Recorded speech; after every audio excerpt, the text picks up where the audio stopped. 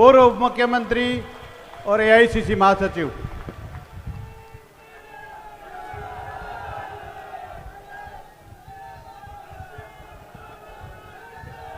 Akhil Bharatiya Congress committee के महासचिव, कर्नाटक के प्रभारी हमारे बड़े भाई रणदीप सुरजेवाला जी, प्रदेश के प्रभारी सम्माननीय सांसद सुखजिंदर रंधावा साहब, प्रदेश अध्यक्ष डोटासरा जी, अशोक गहलोत जी, टीकाराम जूली साहब, हरीश जी, हेमाराम जी, आप सबके लोकप्रिय सांसद उमेदाराम जी, जिलाध्यक्ष महोदय कर्नल सोनाराम जी, रूपाराम जी, मदन प्रजापत जी, पद्माराम जी, उमेद सिंह तंवर जी, अभिमन्यु जी, मंच पर विधायक, पूर्व मंत्री, पूर्व विधायक, पार्टी के पदाधिकारीगण, हमारे सचिव मकवाना जी, चिरंजीवी राव साहब और आप सब लोग जो इस जय हिंद सभा में आज मौजूद हो, मैं आप सब आदरणीय बुजुर्गों का, माताओं का, नौजवान दोस्तों का, बहनों का बहुत बहुत स्वागत करता हूं।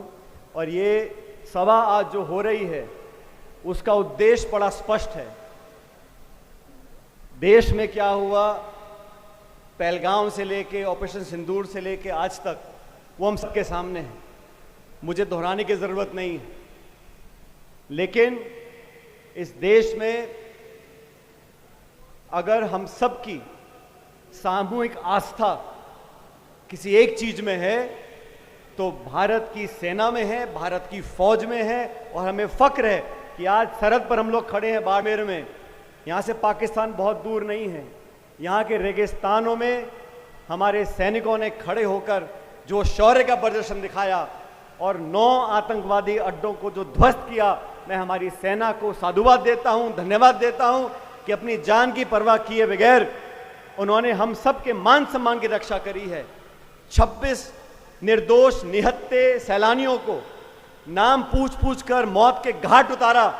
वो भारत की अस्मिता पर आक्रमण था, वो आतंकवादी घटना नहीं थी, वो भारत पर आक्रमण था। उसका मुंह तोड़ जवाब हमारी सेना ने दिया। मैं सेना को धन्यवाद देता हूं, हमारे फौजियों को धन्यवाद देता हूं और सेना के साथ साथ उन सैनिक के परिवारों को जिन्होंने अपने बच्चे बेटों को हमारी रक्षा के लिए सरहद पर भेजा है, मैं उन परिजनों का धन्यवाद देना चाहता हूं। पूरा देश धन्यवाद देना चाहता है। और ये सभा, जय हिंद सभा, हमारी पार्टी पूरे देश में कर रही है ताकि सेना को सलाम कर सकें, उनके पराक्रम और शौर्य को मान सम्मान दे सकें। इतिहास गवाह है, जब जब देश को ललकारा गया है हमारी सेना ने दुश्मन के दांत खट्टे किए हैं। दोस्तों, मुझे कहने में कोई संकोच नहीं है, इस देश में अलग अलग पार्टियां हैं। आज सरकार बीजेपी की, हम विपक्ष में हैं। एक समय था जब देश की संसद पर आतंकवादियों ने हमला किया था, वो भी पाकिस्तान ने करवाया था। वाजपेयी जी प्रधानमंत्री थे, सोनिया गांधी जी नेता प्रतिपक्ष थी। उन्होंने सदन के पटल पे खड़े होकर बोला था कि वाजपेयी जी, हम आपके विरोधी हैं, हम विपक्ष में हैं, लेकिन आज लोकतंत्र के मंदिर पर हमला हुआ है, देश को जवाब देना पड़ेगा, हम आपके साथ खड़े हैं। ये राजनीति कांग्रेस पार्टी ने पहले भी दिखाई थी। उसी परंपरा का निर्वहन करते हुए 22 अप्रैल को राहुल गांधी जी और खड़गे जी ने कहा, पहलगाम में पाकिस्तान ने दोबारा दुस्साहस किया है।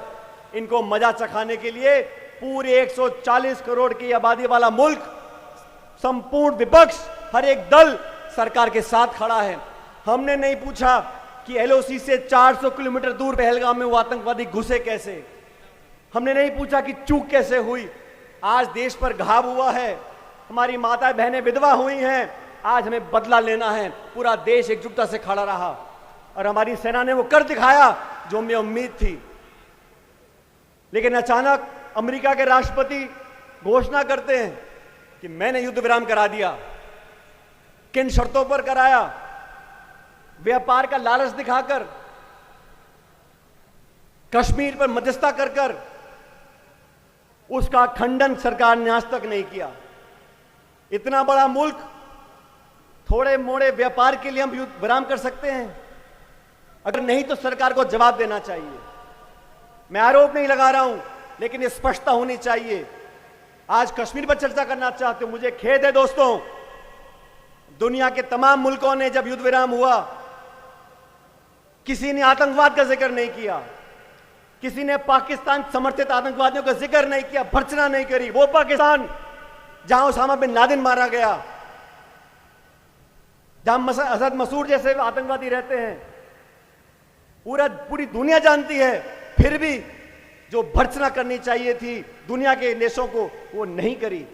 चीन खुलकर पाकिस्तान के साथ आ गया, और रूस हमारा सबसे पुराना दोस्त, उसने आतंकवाद की चर्चा नहीं की। हमारा मुद्दा आतंकवादियां हैं, हमारा मुद्दा निर्दोष जाने हैं। ये चर्चा कश्मीर पे करना चाहते हैं, इसीलिए हमने कहा एक विशेष सत्र बुलाना जाना चाहिए। 1994 में लोकसभा और राज्यसभा में सर्वसम्मति से ये रेजोल्यूशन पारित किया गया कि जो पाक अधिकृत कश्मीर है, पीओके, वो भारत का हिस्सा बनना चाहिए। यह प्रस्ताव सर्वसम्मति से पारित किया गया 94 में। आज वो समय आ गया कि दुनिया के 200 देशों को पता होना चाहिए, जब कश्मीर की बात आती है, आतंकवाद की बात आती है, भारत की अखंडता की बात आती है, पूरा देश एक है। अभी इतने सारे डेलीगेशन दुनिया के देशों में गए हैं, कितना बेहतर होता हमारा सत्र बुलाया जाता, यहां से एक आवाज निकलती कि पूरा देश एक है और हम आतंकवाद से कोई समझौता नहीं करेंगे। कांग्रेस हो, बीजेपी हो, सब मिलकर एक बात बोलते और फिर ये डेलीगेशन जाते दुनिया में, उनकी बात का वजन बनता। वो सत्र बुलाया जाना चाहिए था। सरकार में बैठे लोग, कर्नल सोफिया कुरैशी गुजरात से आती हैं, उनकी तीसरी पीढ़ी फौज में काम कर रही है। विंग कमांडर नियोमिका सिंह, इन दोनों बहादुर महिलाओं ने किस खूबसूरती से, किस बहादुरी से पूरी सेना का विवरण किया, हमारा सीना छाती से फूलता था। और वो लोग जो शपथ के संविधान की बैठे हैं, मध्य प्रदेश के इस मंत्री ने क्या शब्द बोले कर्नल सोफिया के लिए। सुप्रीम कोर्ट को आदेशित करना पड़ा, लेकिन बेशर्मी की सारी हदें पार कर दी, आज तक उसका इस्तीफा नहीं लिया गया। मध्य प्रदेश के उप मुख्यमंत्री हो, हरियाणा के राज्यसभा के सांसद हो, मजाक उड़ाते हैं वीरांगनाओं का, हमारी सेना का, और आप कुछ बोलते नहीं हैं।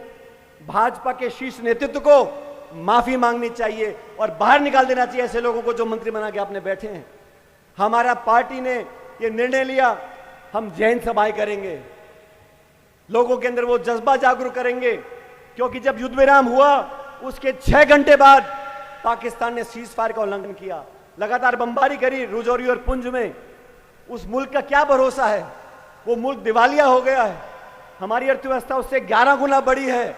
जहां इमरान खान जेल में है, सांसद जेलों में है, पाकिस्तान की सेना और आईएसआई उस देश को चलाती हैं, उनकी विश्वसनीयता बिल्कुल नहीं है।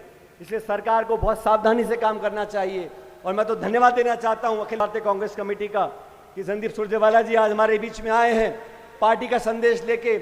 हम और आप बहुत बार मिलते रहते हैं, और सरहद के लोगों ने निडर होकर हमेशा छाती सामने करी है। और मुझे फख्र है कि थार के लोग, बाड़मेर जैसलमेर के लोग हमारी सेना के पीछे चट्टान की तरह बने खड़े हैं, और ये हमारे देश की ताकत है। मजहब नहीं सिखाता आपस में बैर रखना, हिंदी है हम, हिंदुस्तान हमारा।